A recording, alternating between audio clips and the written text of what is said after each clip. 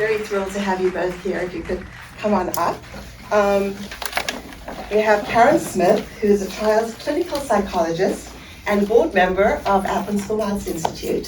Thank you, Karen. And then we have Philip Holmes, who's chair of Neuroscience Program at UGA. So thank you so very, very much for being here. We won't have questions after the film. Basically, what you'll be doing is hearing this talk, the science talk, and then if you have questions about specifically what the talk is about, then we can talk about that, see the movie, and then, I hope you'll have a really great time. So I'll leave it to you to tell them the topic of the title of the film, of the discussion, because I think that will be a good way to introduce what you're talking about, if you don't mind. Okay, so first of all, thanks, Pam, for inviting us. Thank you. For the Science on Screen. Can everyone hear me okay? Yep. So thanks for coming out. So I'm going to be taking a couple minutes just to talk about what's happening in your brain when we experience fear and when we respond to some sort of threat in our environment or some sort of stressor in our environment, okay? So suppose you're working in the garden and you hear a rustling of leaves nearby and you see some plants moving, okay? Those stimuli, the rustling and the plants moving, will activate a structure I'm sure you've all heard about called the amygdala. And the amygdala is a really important part of our fear circuitry. So the amygdala is processing that information and telling other parts of the brain to pay attention to what's happening. And it's also telling another part of the brain that we might need to engage in some sort of threat response. That could be the fight or flight response or other behaviors. The first behavior that will be activated is a freezing response, because we're not too sure exactly what we're looking at or hearing or what's out there in the environment, okay? So it's telling a part of the brain just to freeze. If that rustling gets closer or it seems more apparent, then that's when we might startle or move away. So the amygdala is doing all that. It's processing the information. It's sending information to a different part of the brain called the locus ceruleus. And the locus ceruleus is communicating with our neocortex, and that's where consciousness is being processed. Our conscious activity depends on the neocortex. And the locus ceruleus is saying, okay, pay attention. There's something bad out there. We may have to do something. So the neocortex is also getting this information. But it's important to keep in mind that the amygdala has been activated before you're even aware of what's going on. So the amygdala is acting below the level of consciousness, okay? So that's an important thing to consider. So eventually we'll experience fear. Now we're paying attention to what's going on and we notice that thing that's rustling is a snake. So the amygdala picks up on the shape of a snake, it's wriggling, and it turns up its activity. It's telling the cortex, danger, danger. The locus ceruleus is saying, okay, cortex, pay attention. It's also saying to the hippocampus, another part of the brain that you've all heard about, saying, remember this.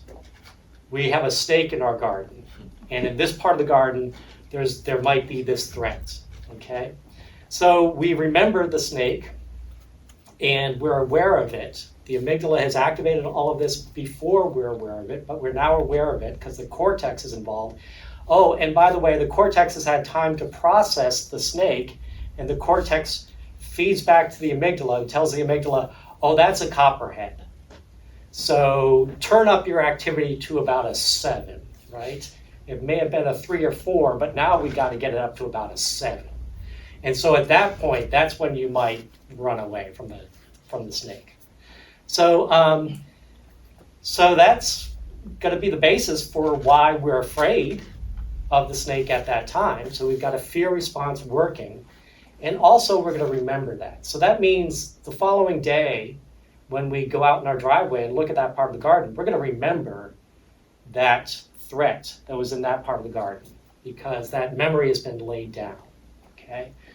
Now, importantly, over time, as we walk through the garden, other parts of the garden, the cortex is processing the information and saying, hey, no snake. So maybe it's not such a problem.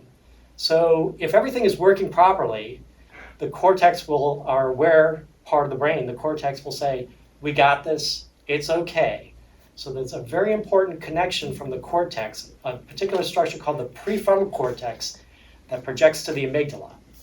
And it basically gives that safety signal. It says, it's okay, we got this. We might want to be kind of careful, but everything is fine. And so that connection actually diminishes the amygdala and turns it down. Without that connection, the amygdala is just going to keep cranking. So it needs that connection from the cortex, from our awareness, to turn it down. Okay, so that's an active process. If the amygdala is continually activated, it actually sort of kindles itself. And it strengthens all of those connections to the locus coeruleus and other parts of the brain back up to cortex.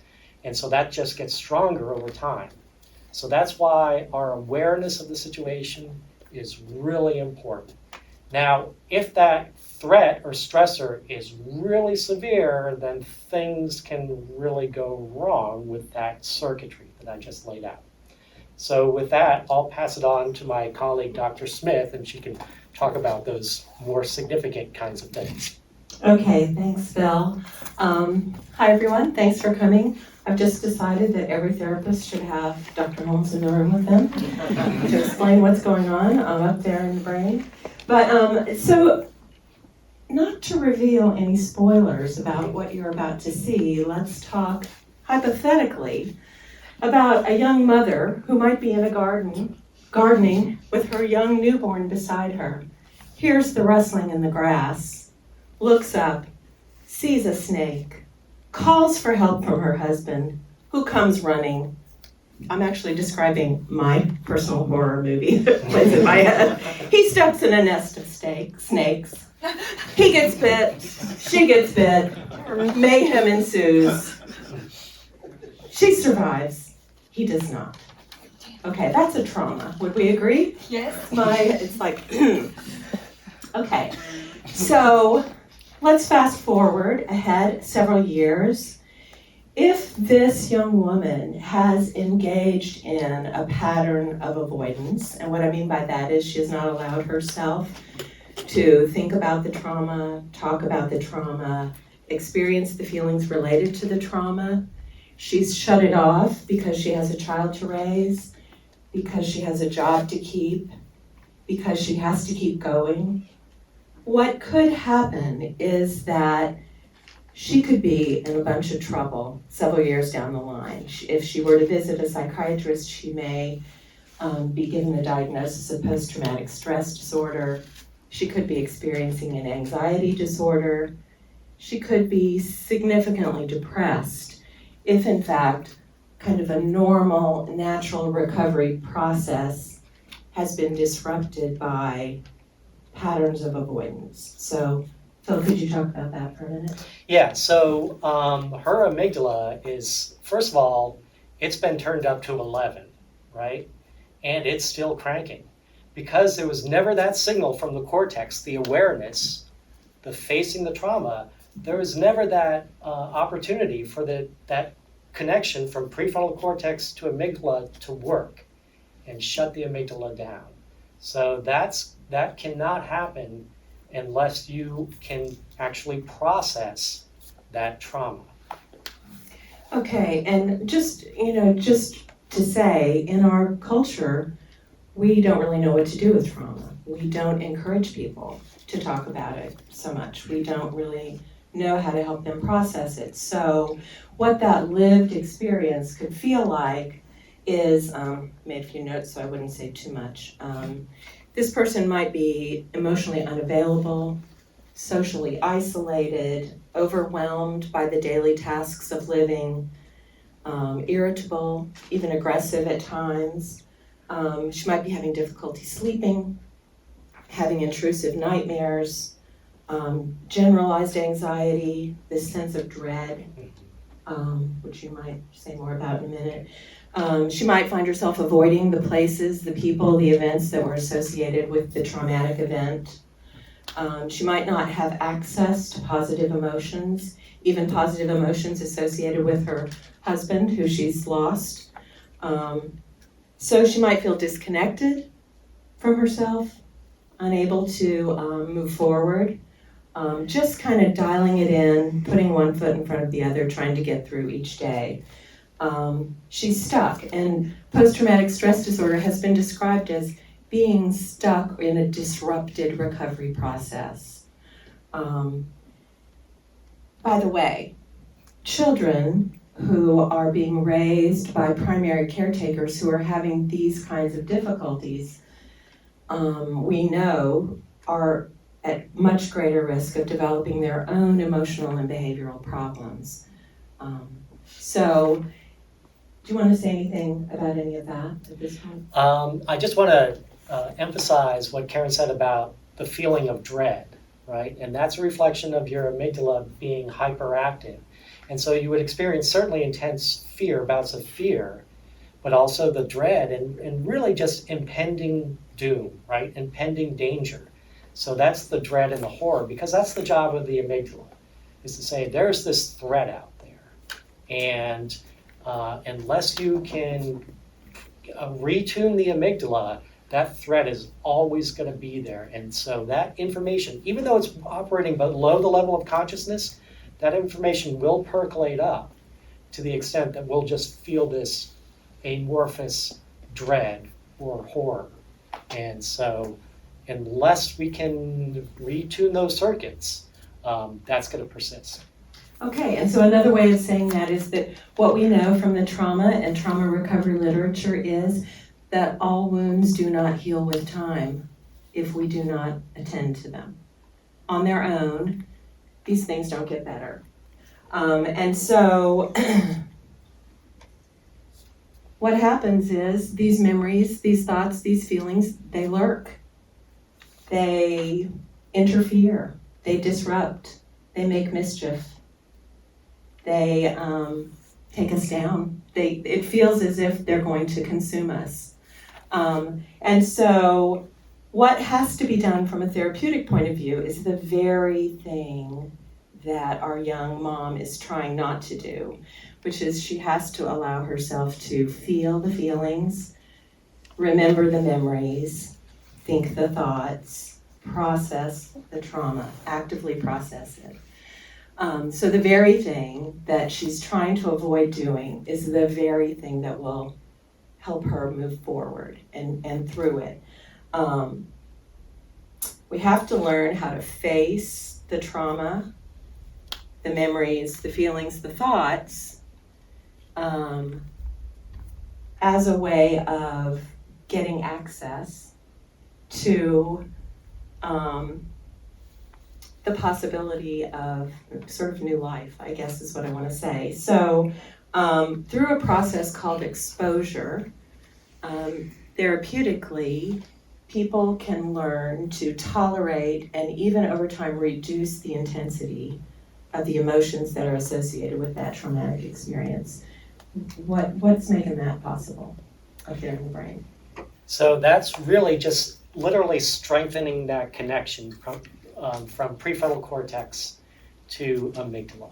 It actually gets stronger as we unlearn the trauma. And that's a phenomenon referred to as neuroplasticity. So there's actually more connections, more axons, more of the stronger synapses, more synapses. And so that's the process of really learning to cope with that trauma. And finally, I think it's important to say that we never really fully resolve trauma or loss or grief, not entirely. It stays with us, as any of you probably are well aware. So what we're hoping for is making a space in your life for this past event, making a space in your life for the grief associated with that event, so that you are now available to fully experience the present moment And I just have to say, as a clinical psychologist watching Babadook, which is not a movie I would probably typically choose to watch, I very much enjoyed a lot of connections between what Phil and I have been talking about and this movie. And I hope that you will see some of what we're talking about and what we see when we look at this movie. Because I think the message of the movie is very sound. And having said that, I'll put in a little plug for therapy. If you know anyone, or you yourself are experiencing the debilitating effects of trauma, loss, grief, I do encourage you to encourage them to seek out therapy. It can be very helpful, and it works on the body level, it works on the mind level, it works on the heart level, it works on the brain level. So, questions, comments? I think if the audience has questions, please go ahead. Andrew. First of all, if anyone's wondering, I spent like a year and a half in grief counseling, and the stuff that we talked about is exactly the stuff that you said. And I'm like super happy because I only talked to one person. I'm like, I hope she's right. But that's exactly what they said. But my question is, and my mom and I don't agree on this, why is it good for you to watch horror movies?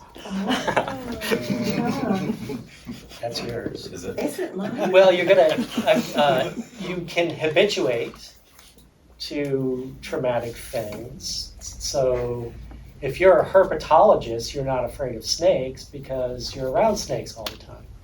So you can habituate to things that are normally scary. So scary images, a lot of this is hardwired, right?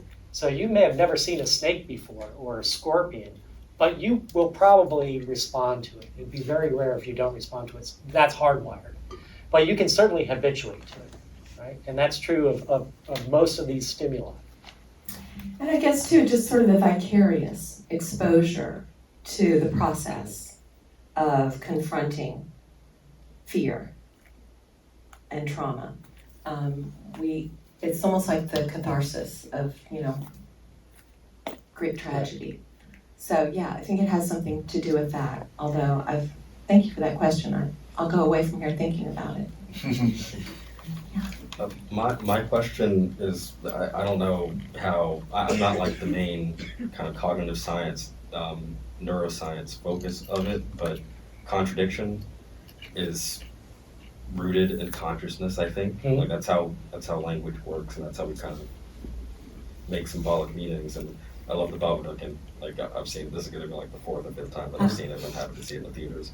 But what's even so good about the narrative of it is the way that the trauma is tied to our lead's both biggest love and the most kind of horrific event that you could ever have happen to like a family unit. And just in traumatic events, the difficult thing is how do you, especially in like Western cultures, work through like accepting contradiction like that, even if it's like as kind of heightened as it is in this film. I don't know. That's kind of like the role of like talking through whatever traumatic thing happened. But Do you want to repeat the question? I don't know if everybody heard it. I don't think it's really a good. The question is the connection Contradiction. between trauma, consciousness, and contradiction. And in this particular example that you're going to see in the movie, the intersection of the thing that she loves the most and the most horrific thing that she can experience, and how do you process that? I think interesting in the movie, I hope it's not too much of a spoiler to say that we do see that process. We do see how confronting the trauma makes it available for her to once again perhaps have the option of experiencing the positive emotions that were there before the trauma, which were really locked away by the trauma when she was trying to avoid it. Right. Sorry, trying not to give spoilers. Yeah. Any other questions at all? Thank you. I actually haven't seen this movie. I avoided seeing it because I have kind of a traumatic upbringing from my mother. So I heard that this movie wasn't necessarily the most fun thing to see, but I wanted to come at it from this angle of having people talking about that. And so I read an article one time that said that children raised in unstable environments with possibly like emotionally abusive or unstable parents have too many pathways in their brain to where like picking up on somebody's emotional state being one of agitation or you know, again, unstable will cause you to go into your like fight or flight. And I was curious, you were talking about how the way to sort of heal those pathways being sort of wired incorrectly is exposure. So would you just be exposing yourself to like people's emotions and knowing that it wasn't going to so the way it works, I guess, when you're a kid is that like mom is upset and that means that I might not have anybody giving me dinner tonight. So it does correlate to a physical danger. Right. But then you grow up and you're an adult and it's like my boss is upset over something that maybe has nothing to do with me. That actually doesn't make my life incredibly dangerous anymore. And is it just I don't know exactly what my question is, but just what would your exposure be for that? So you're right in pointing out that there's plasticity in those amygdaloid networks too. Those, you know, you do have a heightened fight or flight response. And in fact, people with PTSD, their locus coeruleus seems to be hyperactive. So they have heightened startle responses. So that's true. That all that wiring is actually stronger. The good news is stress buffering can be rather generic. It doesn't have to be all that specific. So in the exposure therapy that Dr. Smith talked about, that's really about sort of unlearning those cues that are associated that predict the threat. But they're also just general buffers that will activate that same pathway I was talking about from prefrontal cortex to amygdala that serves as a generic safety signal, things are okay, right? So if we're experiencing stress or anxiety, it could just be, you know, a loving family member, or even in something traumatic like a car accident, a first responder who's very warm and calm can help calm you down. So even that, even if you don't know the person, that can be helpful in buffering the stress. You raise a good point too, that as an adult, a person is able to use their thought process to say, that trauma that I'm remembering is in the past. That trauma is not happening to me now. I can notice my thought, I can notice my feelings, but I can also recognize that I'm safe. I'm safe in this moment. So you're right about that. I've gone to a lot of therapy. Well, I think if that's all the questions, if you wouldn't mind giving a really thank you.